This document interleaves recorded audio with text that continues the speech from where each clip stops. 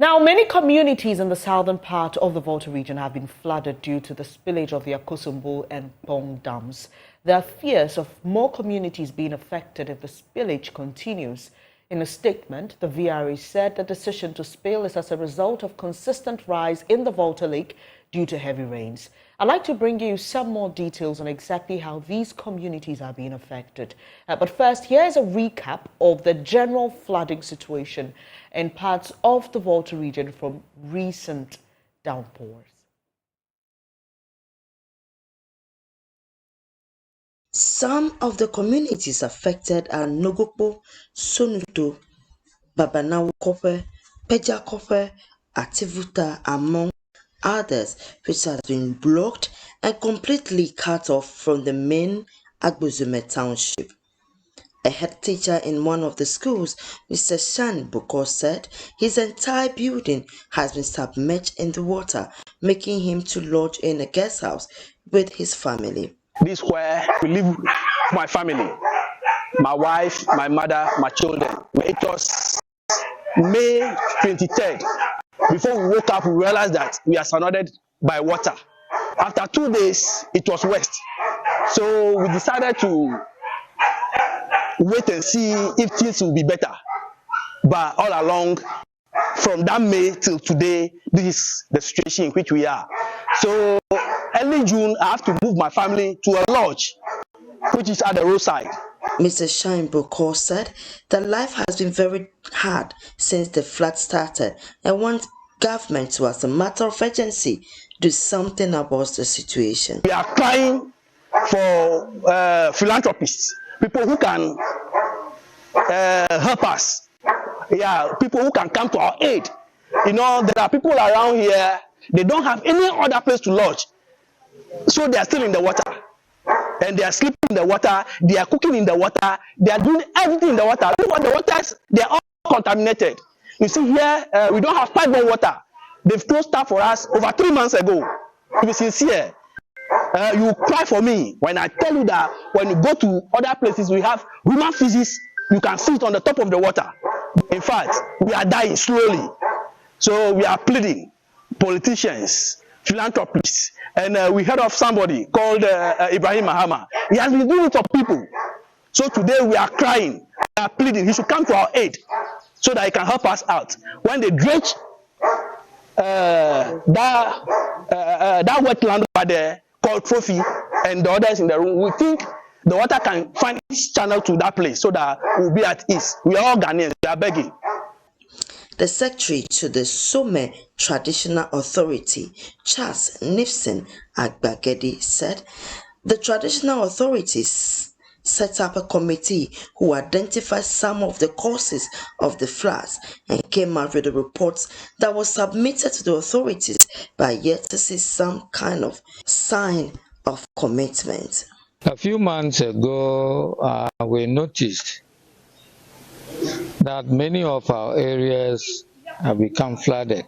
So immediately the traditional authority set up a committee to go around to identify the places which have been flooded, to find out the causes of the flooding. Representations were made to the various stakeholders, the municipal assembly, the regional coordinating council or the regional minister, then the government and the other decisions. We sought to find help from other places.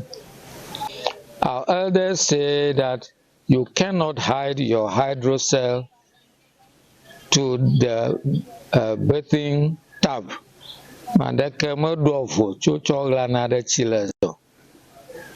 We are in a very serious predicament, so we need help. We are through this medium asking the government to come to our aid. We are also asking philanthropists and all people, both citizens of Soma, home and away, and other people to come to our aid. The assemblyman for Akosombo South, Gosson Ahiamaji said the flood has really made them frustrated, thereby unable to go about their normal business.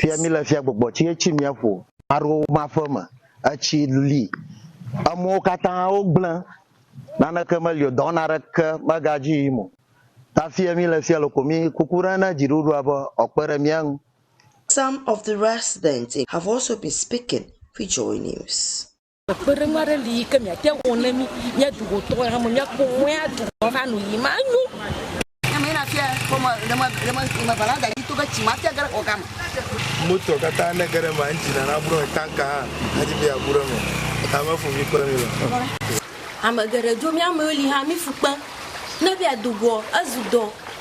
Ivy Setoji, JoyNews, Akosombo.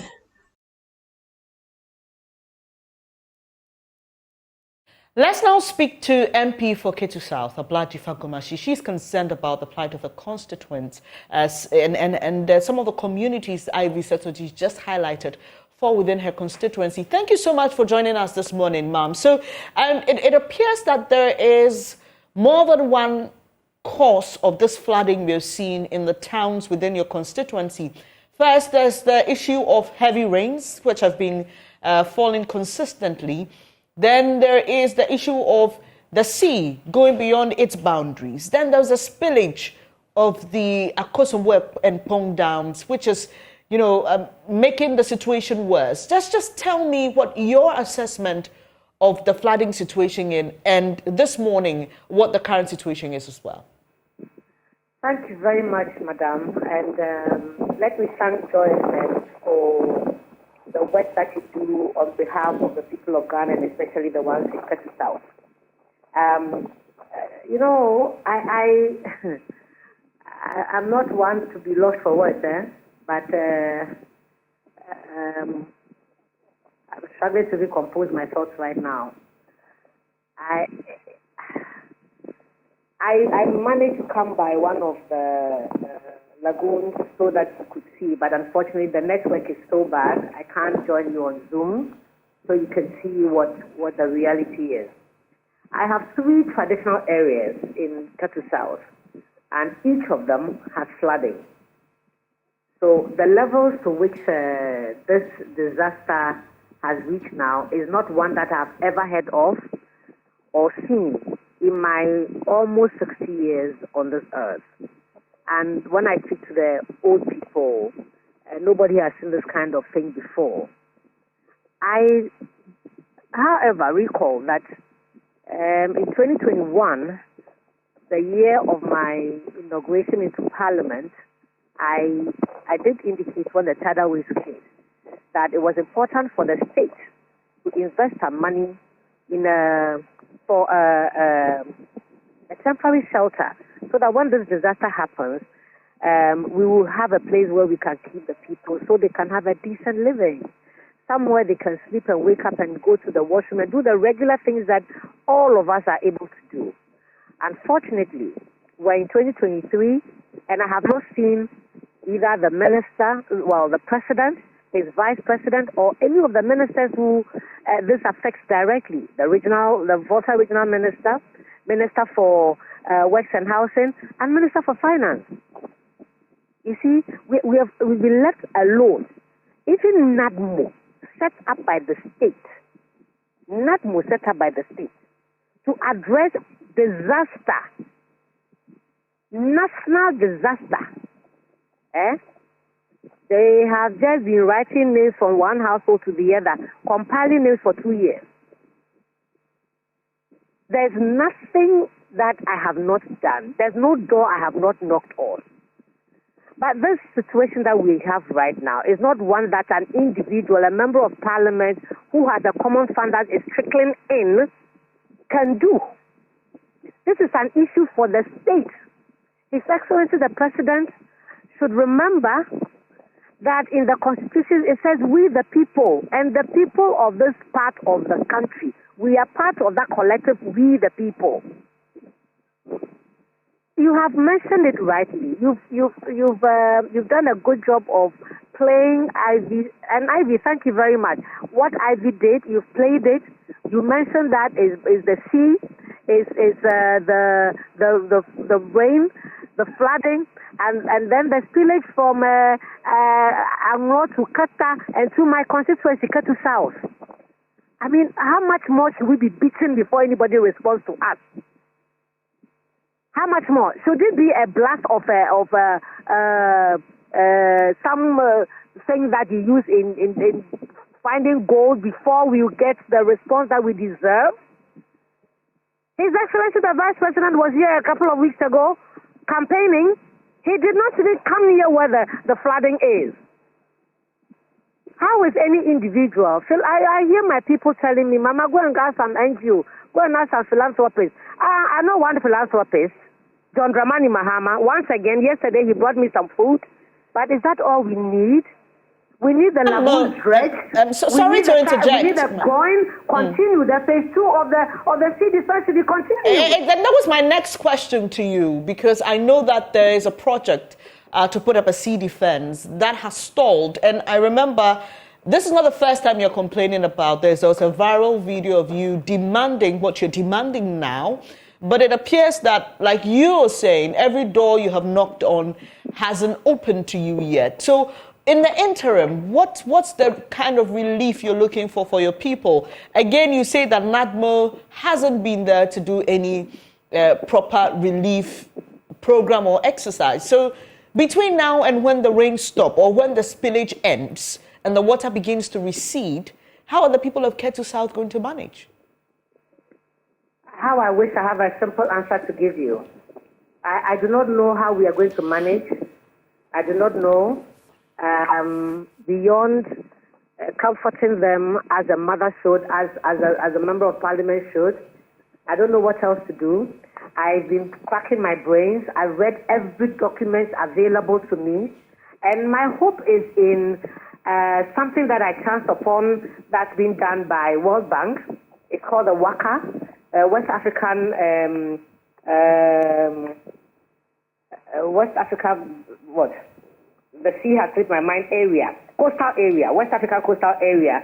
They have some money that they are helping countries that have shorelines to save them from the looming disaster. I've seen that Benin and Togo have benefited from that WACA. I know that Ghana has put 1 foot in there. I hope they will add the other foot so that the resources that is available from this WACA project can benefit my people. What will save the situation is, one, dredging the lagoons so the water can recede into it. Secondly, it will be for us to continue with the sea defense project. Because as Benin and Togo continue with theirs, somehow it will push the water. I'm not a scientist, but common sense tells me that as you are blocking the water from one side, it will find its way. Water, they say, always finds its level, doesn't it? Right. So beyond the blankets, tin tomatoes, mackerel, rice, cooking oil, mattresses that John Dramani Mahama has brought, which may not be enough for 2 weeks or 3 weeks, I do not know what I'm going to do. I'm here biting my fingers and praying and asking God, why? 2 years, 3 years going on. 3 years. 3 years going on. I have not breathed since 2019. I'm suffocating. Right. I'm drowning. What are the municipal assemblies also doing? Because you speak about dredging the lagoon, for example, and that's the work for the local authorities, right? Listen, look, I don't. What I'm going to answer you, and I do not care how it lands in anybody's ears or heart. Nanado and his government, President Nanado Dankwa Akufo-Addo and his government, have collapsed not only NADMO, they have collapsed the local government structure. This assembly here is so toothless, they cannot even provide a bag of rice or corn. They have not provided a 1 bag of rice or corn in the whole period that this has been going on. Everything, the president, everything you have touched, you have collapsed it. I wish that I don't have to raise my voice when I'm speaking, but I'm so up my nose in this mess that we find ourselves in. I cannot sleep. Every minute there's a call of some distress somewhere, and the assembly cannot even move.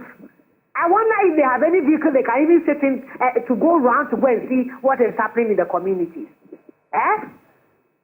Local government and NADMO, do they exist only in name? Only in name.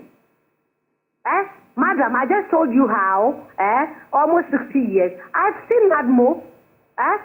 In fact, my first job was as a young cadre for National Mobilization Program that used to have its office at East Legon. Sylvester Mensa and I and a few others, we used to carry lentils and cooking oil for NADMO. Where is it now? Why haven't they responded? If they had done anything, wouldn't they have invited Joy FM to come and cover it? Because it will be a political game. And so if you haven't seen anything from them, doesn't that tell the story? Doesn't that tell the story? Doesn't that tell the story already? There would have been lots of VH flooding here. If they had done anything, they will come with every journalist that they can think of. All of you would have been here if they had done anything. You've just told us that you've been reading all the documents, trying to figure out a solution to this problem. I'm just wondering if you've also been speaking to authorities at the VRA, speaking to the Meteo. What are they telling you in terms of how long this is likely going to last? I have not spoken to VRA, but Meteo, I get updates from them like everybody else in Ghana. And I belong to the Climate Parliament. So a lot of the things that I've read are generally what the world should expect with regards to climate change, global warming. These are the materials that I refer to. But locally, what I hear from the platforms such as yours, when you talk about what Matthew says, is what I have. But they are not the people that have, or whose doors I've knocked. Right. So I know you are in the constituency, but how long do you hope to be there? And if there are people watching, like your constituents have called out for philanthropists and other benevolent Ghanaians to come to their aid, how do they do that so that you can have a more concerted effort at bringing relief? To honor Joy FM and to thank you for what you are doing, everybody who wants to support us can come to Joy FM. I think that it will also give us opportunity to have accountability on who is bringing what, so we can properly acknowledge and appreciate them. Right. So I want to urge Ghana to come to Joy FM and please help us be our voice as you've always been. Maybe my voice doesn't sound right or my choice of words irritates some people. Perhaps they will appreciate you. So be our voice and appeal to Ghana, appeal to the President of the Republic of Ghana, that his constituents, his people are crying and calling for him to come to their aid. It's not too much. It's not too much to ask. I appreciate your time this morning, and we'll definitely stay in touch. Thank you for speaking to us. That's MP for Ketu South, Ablajifa Gomashi, who is in her constituency because of flooding in the area caused by many factors, including the spillage of the Akosombo and Kpong dams, some waves crossing over beyond the sea's boundaries into the communities, and heavy rains that have been consistent for some time. There are questions about the Keta Sea Defense Project and the updates on that. And you know, here we are masters at total recall. So we'll be looking into all those things, and also hopefully you will be kind enough to help the people of Ketu South and the communities in there to bring them some relief. This is